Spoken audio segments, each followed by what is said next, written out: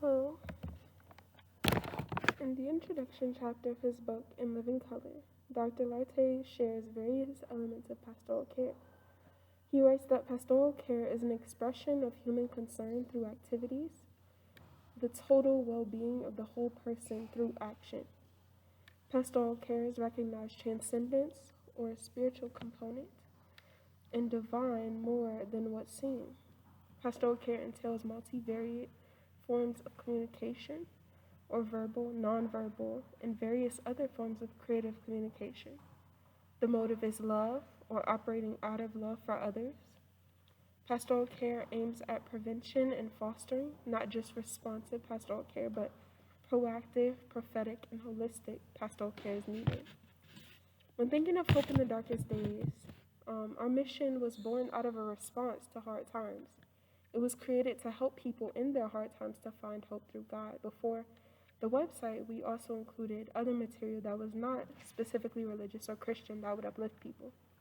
Reflecting on that, we engaged in some interfaith ministry, although we included Christian content as well. Thus, our ministry was not proactive, but I would argue that in some ways it was prophetic, as people needed hope later on, 2 years after the start of this ministry during the pandemic.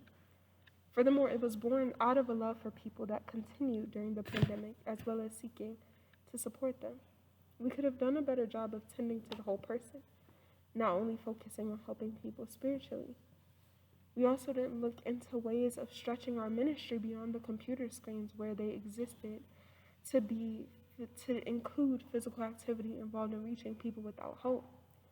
Because people who didn't have internet, who were homeless or in other adverse or differing conditions, would not be able to access the ministry.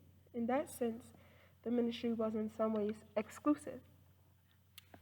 So reflecting on that, I would say the pastoral care provided with Hope in the Darkest Days was more of a storytelling pastoral care, more creative pastoral care, whereas the ministry that was done in the women's Bible study was more interpersonal. It was varied, but it included various elements of the pastoral care that is described by Larte in his book from pages 26 to 30. Because in that ministry, it was about tending to the total well-being of the person. It was about the expression of human concern through activities. We did a lot of activities, and even though we didn't meet in person, we had a space where we met and where we held each other down and where we prayed together, where we lifted each other up. We definitely recognize the transcendence, or the spiritual, the divine within everything that we were doing and everything that was going on in our lives. We had different forms of communication, whether it was on Zoom, whether it was by telephone, whether it was seeing people in person when we could. And furthermore, we were motivated by love for one another. We were sisters, still are sisters in faith, walking together, and our desire was to live out that love for one another. And also was about preventing any issues that may arise with like loneliness and lack of support, and also fostering those relationships in that community so that we could get through.